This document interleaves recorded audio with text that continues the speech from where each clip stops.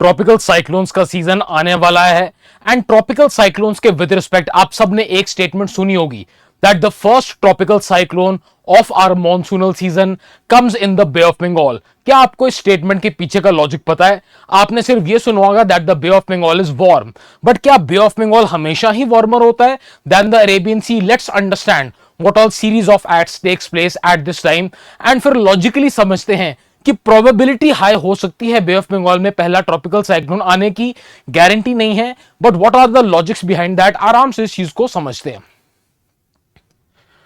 When we talk about our tropical cyclones, monsoons के with respect हमारे tropical cyclone के दो सीजन होते हैं। पहला होता है हमारा pre monsoonal phase of tropical cyclones, right, जो हमारा मई टू जून के आसपास होता है, राइट। इस टाइम पर कुछ सीरीज ऑफ इवेंट्स होते हैं which actually favour pre monsoonal tropical cyclones. जब हम सन की मूवमेंट की बात करते हैं, right, from the equinox, right, let's start from you can say September, right, सितंबर, दिसंबर, मार्च, ये 6 महीने में क्या होता है, southern part of the Indian Ocean receive sunlight, right. सितंबर से दिसंबर, दिसंबर से मार्च, 6 महीने southern part of the Indian Ocean receives a lot of sunlight, जिसकी वजह से ये सारा पानी क्या हो जाता है, गर्म। Now when the sun enters the northern hemisphere after March, तो होएगा क्या, ITCZ will enter along with it, इसी के साथ नॉर्थवर्ड क्या आ जाएगी, ITCZ। ITCZ अपने साथ क्या लेकर आएगा, जो साउथ ईस्ट ट्रेड विंड्स हैं, they are going to enter the northern hemisphere as south westerlies, right.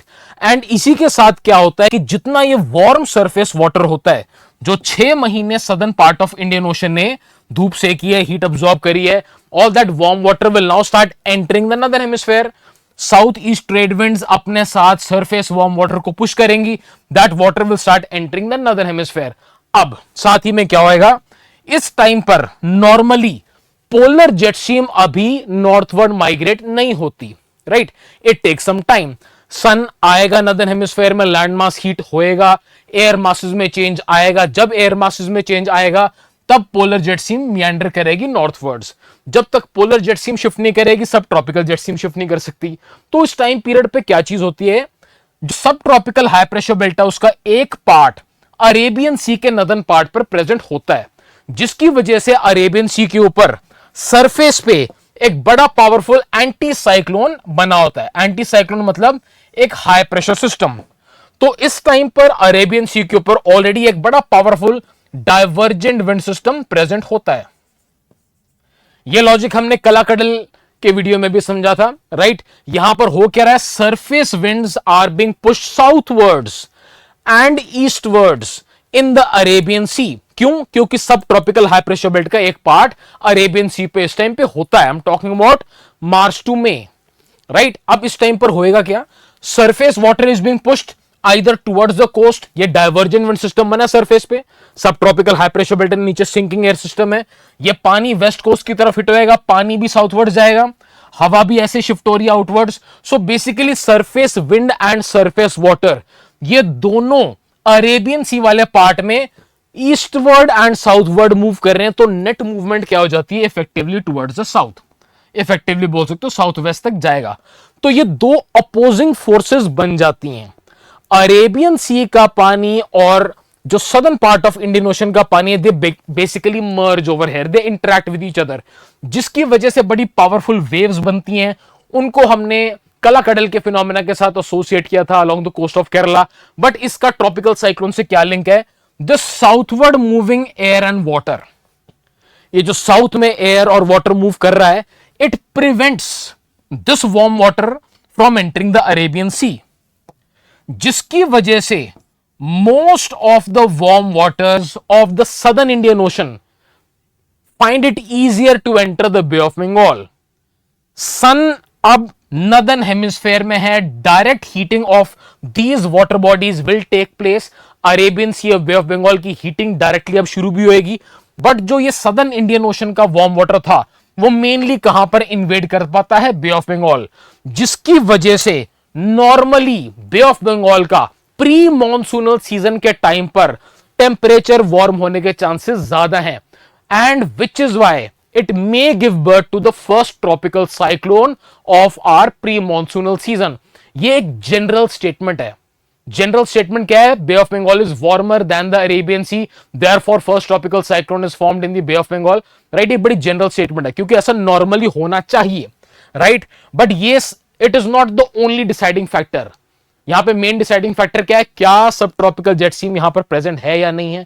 अगर तो ये डाइवर्जेंट विंड सिस्टम नहीं है तो यहां पर भी वार्म वाटर आ सकता है, लेकिन नॉर्मली ये प्रेजेंट होता है. क्यों प्रेजेंट होता है? क्योंकि अगर आप यूरेशियन लैंडमास का एक मैप देखते हो तो कलेक्टिवली यहां पर cold air mass southward migrate करता है, जिसकी वजह से जो पोलर जेट स्ट्रीम का मियांडर है वो ठीक इसी जगह पर सब ट्रॉपिकल जेट स्ट्रीम को साउथवर्ड पुश करता है. अरेबियन सी के ऊपर उसका एक पार्ट होता है. तो normally this is the phenomena which takes place. Right, but this is not the only deciding factor. Normally ऐसा होना चाहिए जिसकी वजह से क्या हुआ, ना इसके ऊपर बे ऑफ बंगाल के ऊपर ना इस टाइम पर कोई हाई प्रेशर बेल्ट है, आईटीसीजेड प्रेजेंट है. ITCZ is also called doldrums. Weak low pressure areas already present है.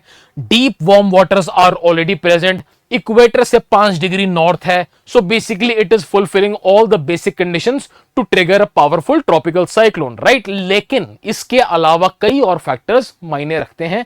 Let's understand that. For example, अगर तो एल नीनो कंडीशन है, सिचुएशन 1. एल नीनो कंडीशन का मतलब क्या है? सेंट्रल ईस्टर्न पैसिफिक में वार्म वाटर है, जिसकी वजह से सेंट्रल वेस्ट पैसिफिक में कोल्ड वाटर्स आ जाते हैं. जहां पर कोल्ड वाटर्स अपवेलिंग करेंगे वहां पर क्या बन जाएगा? High pressure system. High pressure system क्या होता है? एक डाइवर्जेंट विंड सिस्टम, जिसकी वजह से सरफेस वार्म वाटर कहां मूव करेगा? Towards the Arabian Sea, which is why El Nino favours positive Indian Ocean dipole. तो अगर तो एल नीनो कंडीशन है तो हमारी वो नॉर्मल कंडीशन फिर भी काम नहीं आई. राइट, वार्मर वाटर्स कहां पर प्रेजेंट है? अरेबियन सी में. राइट, तो हम जो नॉर्मल बात करते हैं, जनरल स्टेटमेंट बात करते हैं, प्री में अगर आएगी तो आपको ठीक करनी पड़ेगी. But you need to understand it is not a guarantee. अभी क्या है, बड़ा पावरफुल एल नीनो डेवलप हो रहा है. It may not overlap with the summer monsoons, लेकिन अभी डेवलप तो हो रहा है. सूनर और later it will impact us. Right, तो आपको पता होना चाहिए. राइट, इस केस में नेचुरली बे ऑफ बंगाल में क्या होएगा? Upwelling of cold water. तो यहां पर ऑलरेडी कोल्डर वाटर है, जिसकी वजह से क्या होएगा? ट्रॉपिकल साइक्लोन की फॉर्मेशन वीकर हो जाएगी. राइट, तो आपको ये एक उसमें समझना पड़ेगा factor. Now let's consider the role of La Nina. अगर लानीना कंडीशन है तो क्या होता है? You have colder waters present in the central eastern Pacific, you have warmer waters present in the central western Pacific, जिसकी वजह से एक बड़ा पावरफुल लो प्रेशर यहां बन जाता है. लो प्रेशर है कन्वर्जेंट विंड सिस्टम, जिसकी वजह से warmer waters Bay of Bengal में आ जाएंगे. Upwelling of colder water will take place over here, जिसकी वजह से नेगेटिव इंडियन ओशन डायपोल बन सकता है. इस केस में बे ऑफ बंगाल के ऊपर ट्रॉपिकल साइक्लोन फॉर्मेशन फिर बढ़ जाएगी. But there is a catch. Although La Nina will favor a first tropical cyclone over the Bay of Bengal, लेकिन अब यहां पर भी क्या आ गया? Warm water. तो ला नीना के टाइम पर क्या होता है? This warm water will give birth to many tropical cyclones over here as well. अगर तो यहां पे बड़ा पावरफुल ट्रॉपिकल साइक्लोन आ गया, वो भी तो लो प्रेशर है, it is going to keep pulling winds towards itself. There are many factors which decide all of these things. क्योंकि इस टाइम पर बड़ी एक्सट्रीम सिचुएशंस हैं.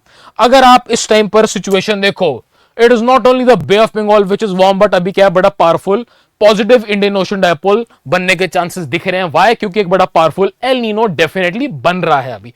Right, you need to understand this thing that these subtle changes are going to play a major role in deciding कि कब कहां पर tropical cyclone form होएगा. And now you have the basic blueprint कि एक basic template कौन सी अर्थ follow करती है हमारी, क्यों पहला tropical cyclone Bay of Bengal में आने के चांसेस ज्यादा होते हैं. But there are many other factors which actually decide क्या जेट स्ट्रीम इस टाइम शिफ्ट कर गई, नहीं करी, कब करेगी, कैसे करेगी. There are infinite factors which affect the jet stream movement as well. And the number one factor which is affecting the movement of jet streams right now are the ongoing wars. हमारे लिए सबसे जरूरी क्यों है? क्योंकि जिस area में Wars हो रहे हैं, that is the main area where the jet stream is actually moving. Right. I hope you have some basic understanding now. किसी भी कॉन्सेप्ट को सिर्फ ब्लाइंडली याद मत करो, लॉजिक समझोगे वो चीज परमानेंट मेमोरी में जाएगी। That is all for this part. Take care everyone.